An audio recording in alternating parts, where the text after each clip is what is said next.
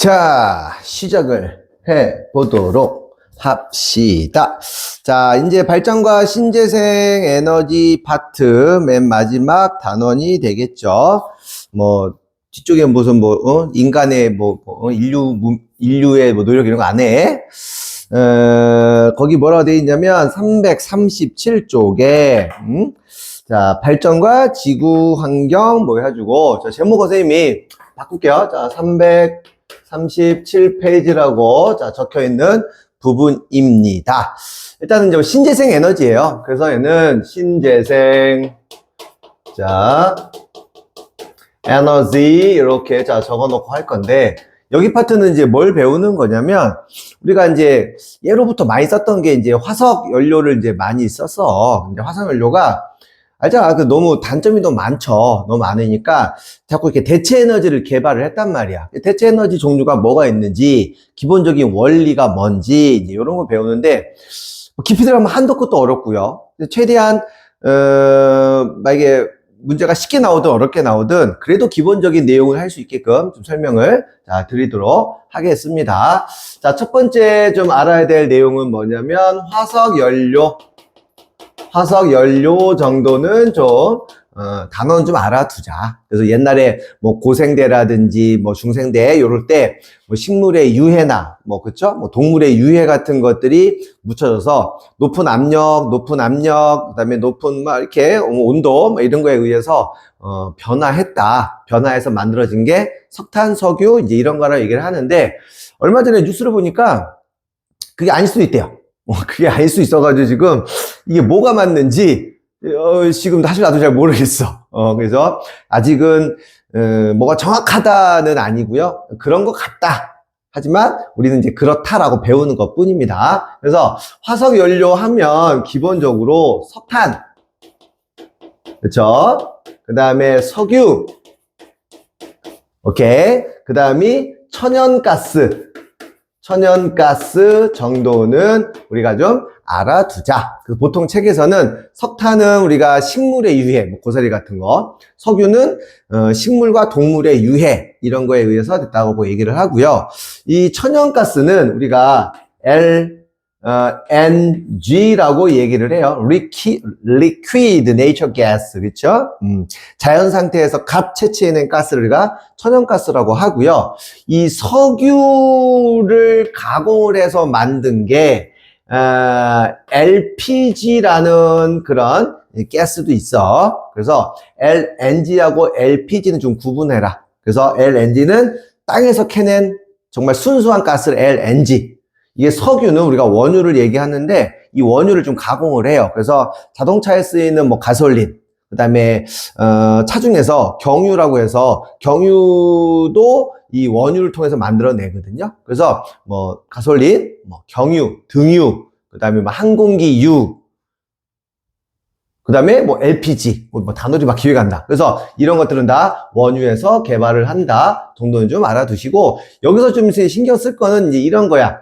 얘네는 다 기본적으로 탄소하고 수소를 포함하고 있는 연료다. 불태우면 탄소 때문에 뭐가 튀어나오냐면 CO2가 튀어나올 거고, H 때문에 H2O가 튀어나온다. 얘를 불태우는 과정을 연소라고 한다. 이 정도만 좀 알아두시면 화석연료는 크게 어려운 건 없을 겁니다. 그래서 337쪽에는 뭐가 나오냐면, 화석연료, 과거 지구에 살았던 동식물의 유해 같은 것들이 땅속에서 변한 거를 우리가 화석연료라고 부른다. 탄소와 수소로 주로 되어 있고요.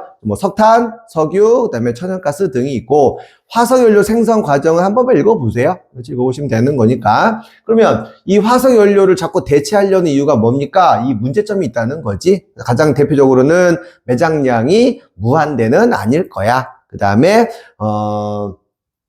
자꾸 그러니까 이게 만들어지는 속도보다 사용한 속도가 더 빨라서 재생하기가 좀 어렵다. 세 번째로는 이게 CO2, H2O 같은 거 우리가 보통 이제 온실기체라고 부르죠. 그래서 지구 온난화가 계속 심해지고 있으니까 저런 거를 좀 줄이고 저희 단점을 좀 해결을 해서 만들려고 하는 여러 가지 발전 방식을 알아보자 라는 겁니다. 그래서 첫 번째 우리가 기억해야 될 건 뭐냐면 아까 태양 내부에서는 핵융합 반응을 배웠거든요. 그래서 우리가 핵발전이라고 하는 거가 있는데 핵발전 핵발전 얘는 우리가 핵 분열 반응이다 이렇게 좀 이해를 해주셔야 돼요.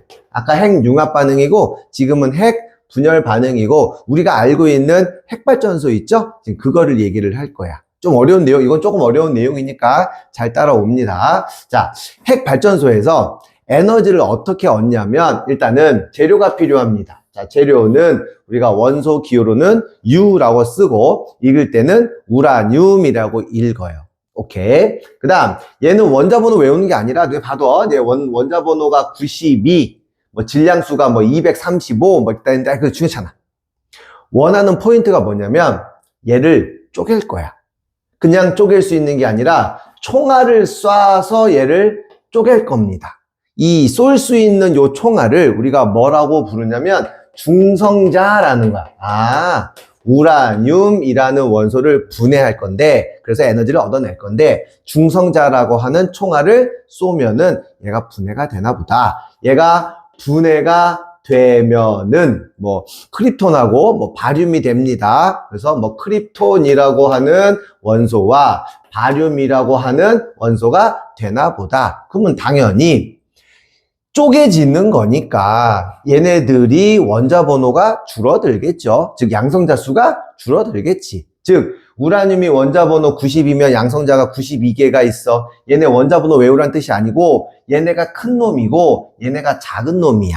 그러면 작은 애들이 된다는 얘기는 양성자 개수가 각각 줄어들겠죠. 말 이해됐습니까? 이때 에너지가 발생을 하는 거야. 왜냐하면 얘네는 큰 물질이고 얘네는 작은 물질이야. 그럼 덩치가 큰 애들이 덩치가 작은 애들이 되니까 당연히 에너지가 방출되겠지. 그걸 가지고 물을 끓여. 물을 끓이면 수증기가 막 올라오거든. 그럼 수증기가 올라가면 엄청난 터빈, 그렇죠? 프로펠러 막 돌아가. 그럼 프로펠러가 돌아가면 전기 파트에서 배웠던 뭐 전자기도 했던 거 있잖아. 그래서 뭐 코일에 자석이 다가가면 전기 생성된다. 그걸 이용해서 전기 생산 방식이 이게 바로 핵발전입니다. 이런 거예요. 이때 질량이 조금 줄어들어서 마찬가지로 해도 어떤 원리를 이용하는 거냐면 질량이 줄어드는 거, 질량 결손을 이용을 한다. 뭐 디테일한 건 안 배우고 이런 것까지만 배우는 거야. 뜻이. 그런데 자 여기서 어려워. 이게 우라늄이 이렇게 여러 가지 원소로 쪼개지면서 갑자기 쟤네로만 구성된 게 아니라 또 다른 중성자를 한 3개 정도를 내뿜습니다. 그러면 여기 있는 중성자가 그 근처에 있는 우라늄을 또 뭐 하냐면 또 때려. 우라늄을 또 때려. 그러면 얘도 분해되고 또 얘도 분해되고 분해되면서 또 중성자를 막 튀어내보내. 그러면 1단계, 2단계, 3단계만 거쳐도 중성자가 몇 개가 만들어지냐면 막 27개 튀어나오는 거야.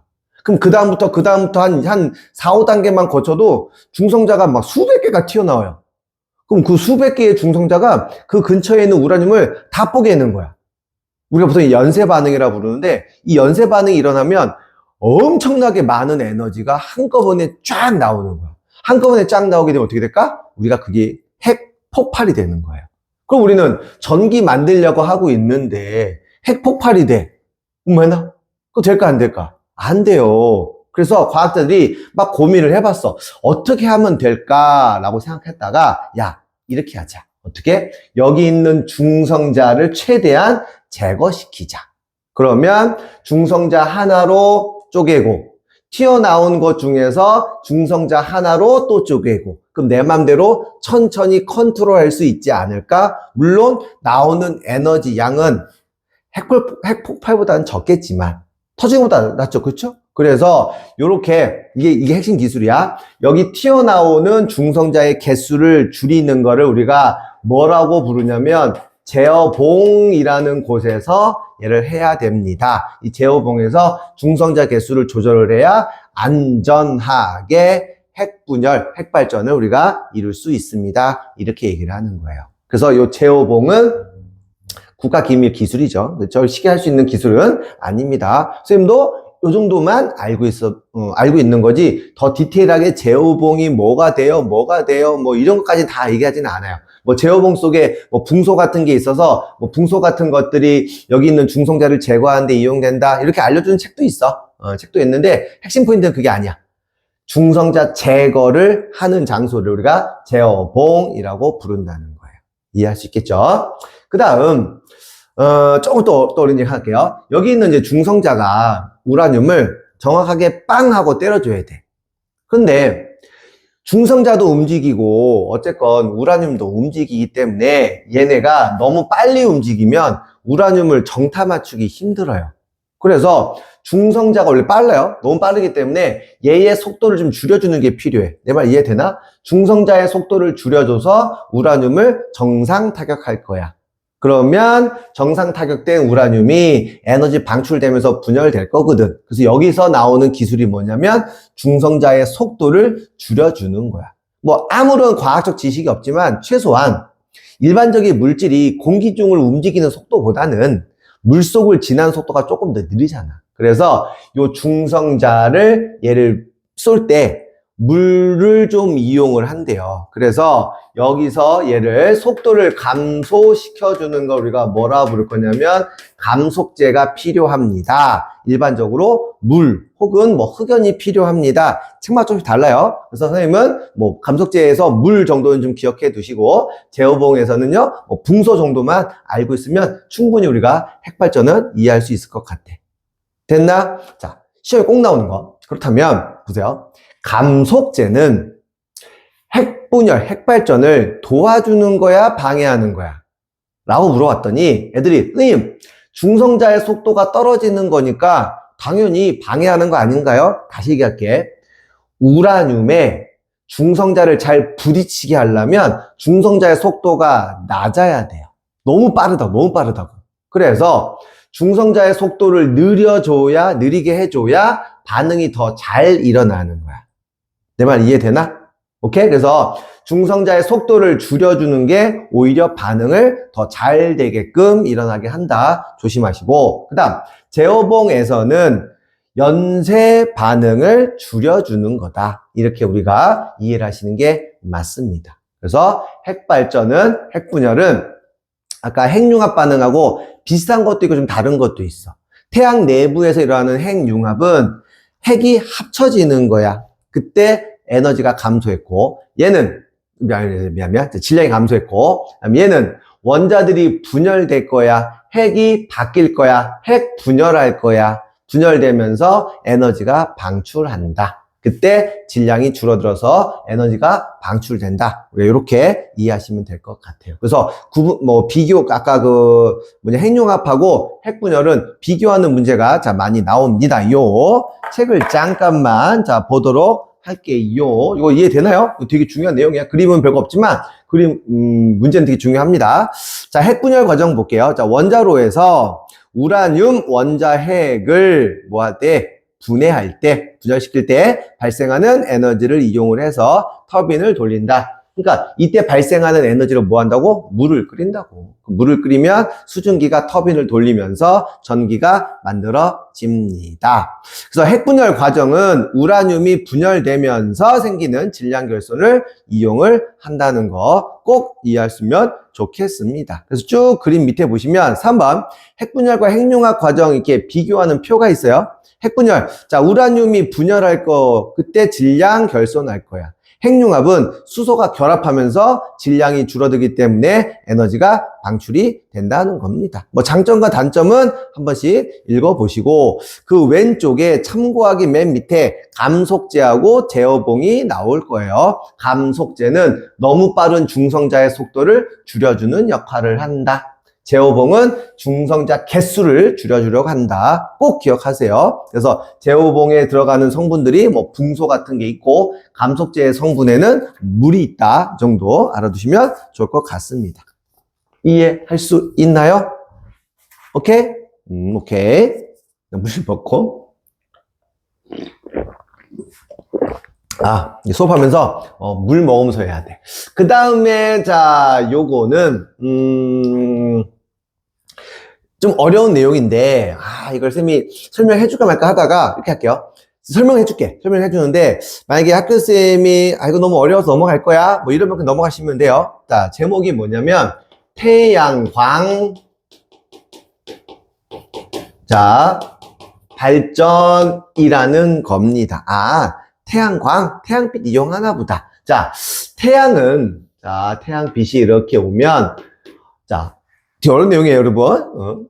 이건 전공자들 사실 조금 어려울 수도 있어. 왜냐면 이게 아인슈타인이 이걸로 노벨상 받은 광전 효과라는 거야. 어쨌든 의미는 볼게.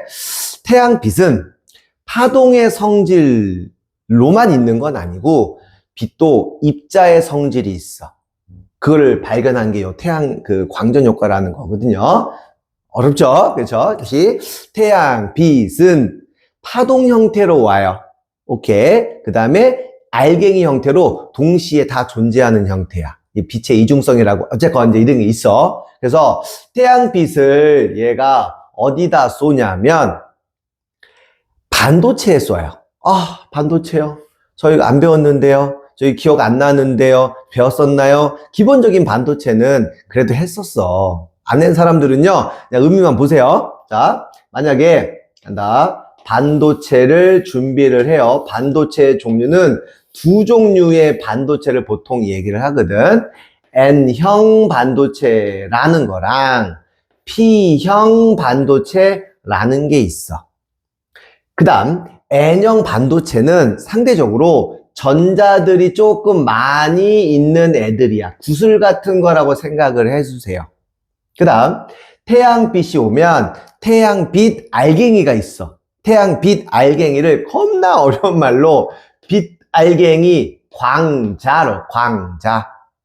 그러면 여기 있는 요 태양빛 알갱이가 요렇게 오면 전자를 땅 때리면 여기 있는 전자가 튀어나간다는 거야.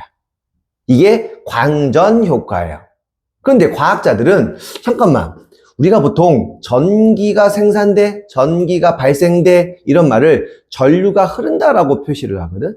그러면 전류가 흐르려면 전자가 움직여야 돼.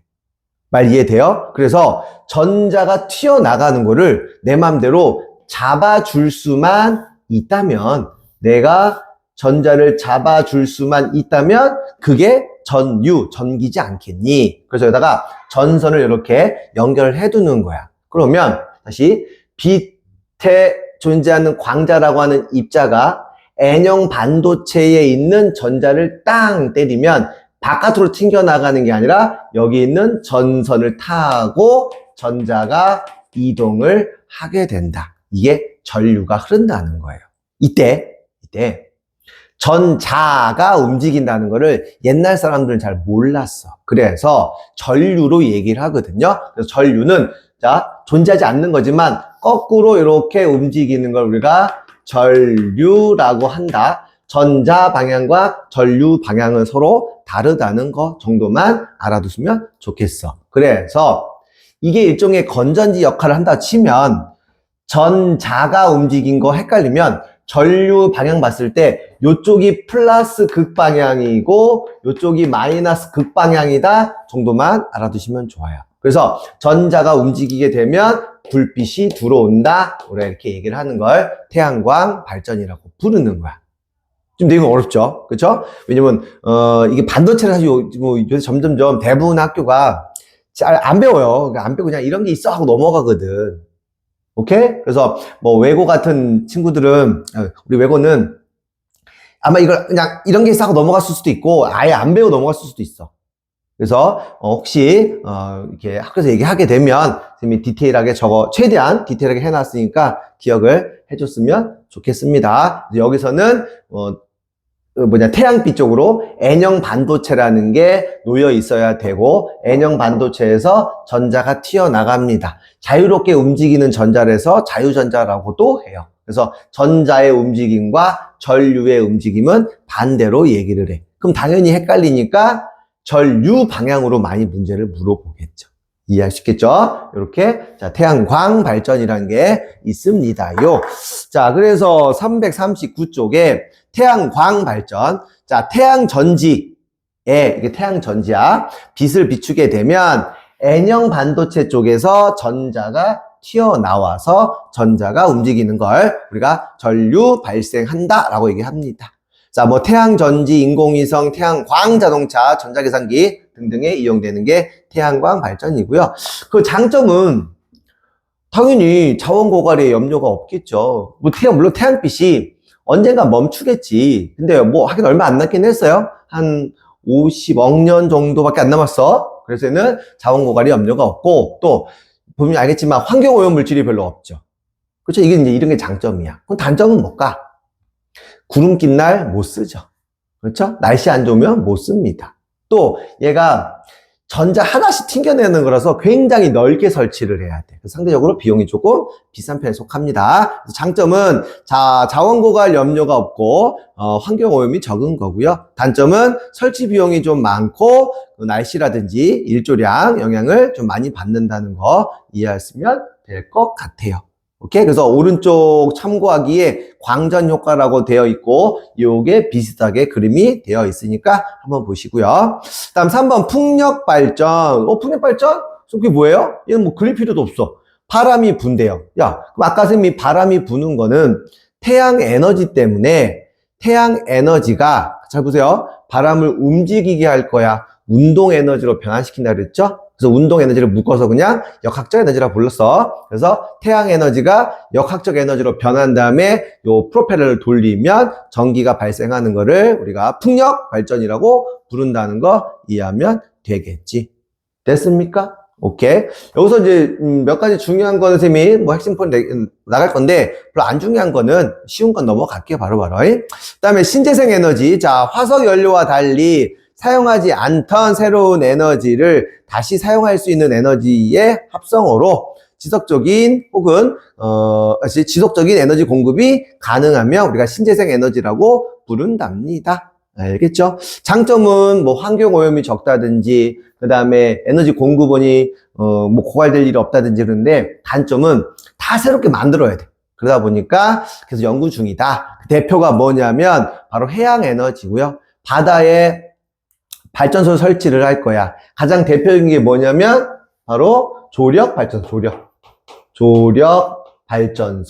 이게 뭐예요? 밀물 썰물일 때, 자, 프로펠러 둬요. 이렇게 바다에다가. 그럼 밀물이 될 때 이 프로펠러를 돌려. 썰물 될 때 프로펠러를 돌려. 이런 게 조력 발전소야. 그 다음에 파력 발전소라는 것도 있어. 파력 발전소. 이거는 파도의 힘이에요. 그래서 파도 치면서 프로펠러를 돌리는 게 파력 에너지다. 이런 거는 뭐 나올 때마다 문제 보면 안 틀려. 걱정하지 마시고. 그래서 조력 발전은 밀물 썰물 가지고 이용하는 거고 파력 발전은 파도가 칠 때 대신 조력 에너지는 태양 에너지와 관련이 없죠. 얘는 태양 복사 에너지랑은 관련이 없다는 거.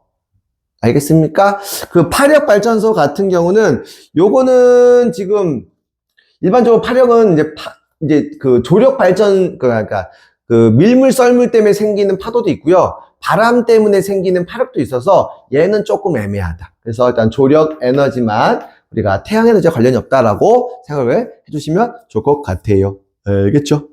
오케이. 340쪽 볼게요. 자, 340쪽 보시면 그래서 여러 가지 발전 방식에서 태양열, 지열, 그 다음에 조류 이제 이런 게 있죠. 태양열은 태양빛이 오면 여기다 오목거울 같은 걸 설치를 해요. 그럼 오목거울 설치를 하게 되면 빛을 모으지. 그럼 뜨끈뜨끈해질 거 아니냐. 그러면 물을 데펴서 전기를 만드는 거 우리가 태양열 발전이라고 부르고요. 지열. 자, 화산 근처에 뜨끈뜨끈한 에너지, 열 근원 에너지 있죠? 지구 내부 에너지야. 그럼 걔를 가지고 물을 끓여서 전기 만들어지는 방식. 조류 발전. 조류 발전은 뭐냐면, 이 밀물 썰물하게 되면 이 높이 차이가 생기죠. 밀물일 때는 해수면 높이가 올라가고 썰물일 때는 해수면 높이가 내려가거든. 그래서 얘네 차를 우리가 보통 조석 간만의 차라고 부르잖아. 그래서 얘를 우리가 조류라고 부르는데 이런 차이를 이용을 해서 전기를 만들어내는 거. 그럼 당연히 사회 시간에 배웠던 것 중에서 이 조석 간만의 차가 큰 데가 동해보다는 서해 쪽이란 말이야. 그래서 조류 발전은 서해 쪽에다 많이 만들어낸다. 이렇게 자 보시면 될 것 같아요. 됐습니까? 제일 어려운 거 하나 남았어. 연료 전지인데요. 이거 빨리 사진 찍고 필기하고 그 다음 내용 넘어갈게요. 준비 시작. 찰칵. 오케이. 자, 요거 지우고, 자, 오늘 배우는 것 중에서, 자, 선생님이 어려운 거를, 자, 얘기를 하는데, 자, 연료전지. 사실 발음도 안 돼. 이 연료전지 같은 경우는 사실 한도 끝도 없지. 한도 끝도 없는데, 얘는 뭐냐면, 수소로 전기 발생한다 생각하시면 돼요. 우리가 보통 수소 자동차. 그래서 얘는 수소를 연료로 이용을 하는 거를 연료 전지라고 하면 됩니다. 자, 원리는 뭐냐? 또 이거는 최첨단 기술이어서 여러분, 니네가 다 이해할 수 있는 부분이 아니야. 그냥 의미만 본다고. 자, 수소를 가지고 어떻게 전기를 만들어내는지 거기 340쪽에 보시면 나오는데 일단 대충 그림을 그릴게요. 요쪽 편하고 요쪽 편이상 이쪽을 내가 마이너스 극이라고 한번 해볼 거고 이쪽을 내가 플러스 극이라고 한번 해볼게요. 자, 내가 여기다가 뭘 넣어줄 거냐면 수소 기체를 넣어줄 거고 여기다가 내가 뭘 넣어줄 거냐면 산소 기체를 넣어줄 거야. 수소하고 산소를 넣어줬어. 그러면 마이너스 극에서 무슨 일이 벌어지냐면 수소 기체가 수소 이온이 돼요. 수소 기체가 수소 이온이 돼. 그러면 수소 기체는 어쨌건 전자를 갖고 있는 형태다. 근데 수소 이온은 전자가 없어. 그 얘기는 수소 기체가 수소 이온이 될 때 뭐를 내놓냐면 전자를 내놓는 거야. 아까 태양광 발전에서도 전자가 움직인다 그랬죠? 그래서 얘를 이렇게 연결을 시킬 거야. 그러면 전자가 이쪽으로 튕겨 나옵니다. 전자가 이렇게 튕겨 나오는 거야. 상황 이해되니? 그러면 전자를 보내주면 전선을 타고 전자가 와서 산소가 그 전자를 받아요. 그래서 전자가 이쪽으로 들어오면 산소가 전자를 받아서 산소가 산소이온, 정확한 이름은 산화이온이 돼. 그럼 산화이온이 되면 결론, 전자가 어쨌건 움직였잖아. 그럼 전자가 움직이면 전기가 흐르는 거야. 이때 뭘 물어본다고? 전류 방향을 물어본다고. 그럼 전류 방향은 이 방향으로 흐른다. 우리가 이해를 해주시면 될 것 같아. 됐지? 그리고 나서 여기 있는 수소이온과 산소이온이 만나서 뭘로 빠지면 되냐면 물로 빠지면 되는 거야.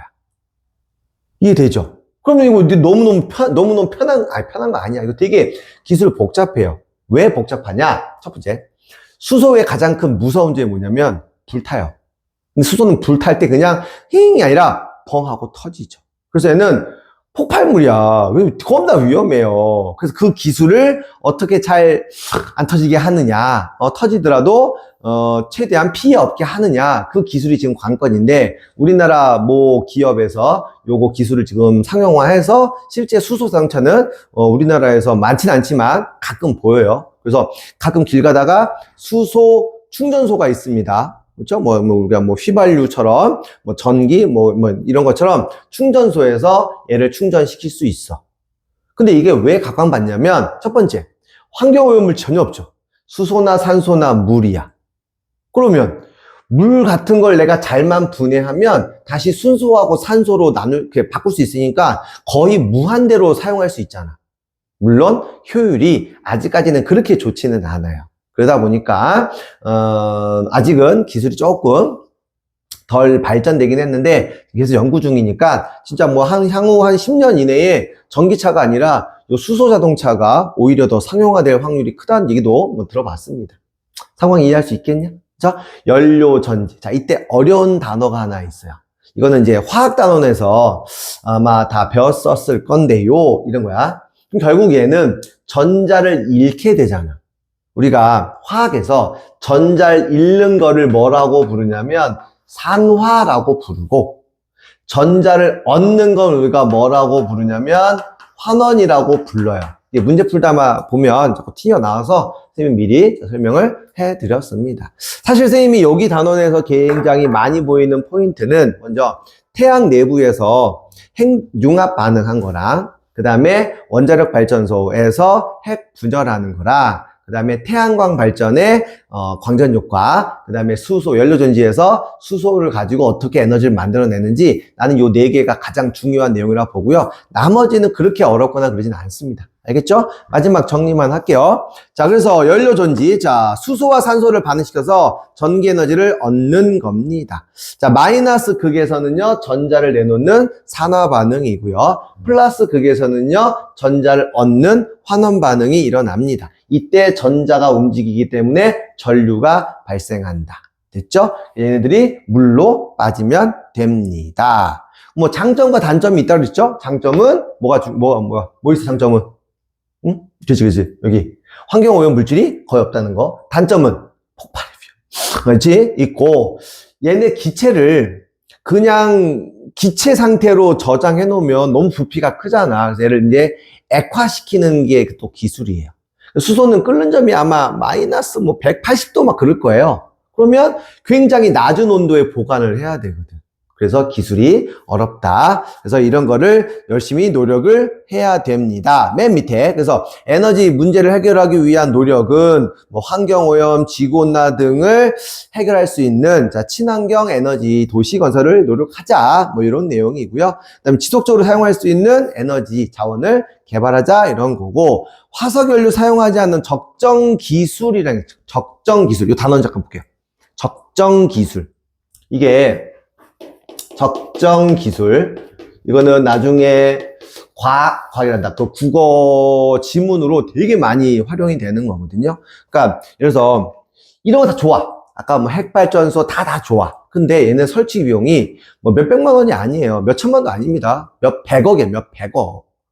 그러면 아프리카 같은 뭐 이런 나라는 그 몇백억 해서 이런 거 설치하기가 어려워. 겁나 어렵지. 돈이 없으니까. 그래서 뭐 하냐면 그 지역에 맞게끔 최소한의 돈으로 최대한 친환경적인 기술을 개발하는 거를 우리가 적정 기술이라고 불러요. 대표적으로 뭐였냐면 빨대가 있는데 아프리카 같은 데는 이제 물이 부족하잖아. 그래서 요렇게 빨대 같은 거에 여기다가 미니로 여기다가 뭘 만드냐면 그 물 이렇게 걸러주는 걸 뭐라 부르냐? 정수 필터. 정수 필터 역할을 하는 그런 빨대를 개발해 놨어. 그럼 얘는 특별하게 비용이 비싸지만 않으면 목마를 때 얘 들고 다니다가 우물 같은 데서 그냥 물 쭉쭉 빨아먹으면 충분히 필터 역할을 할 수 있다. 이런 게 대표적인 적정 기술이 된다. 그렇지? 요것만 우리가 이해를 하시면 될 것 같습니다요. 자, 빨리 정리를 하시고 341쪽부터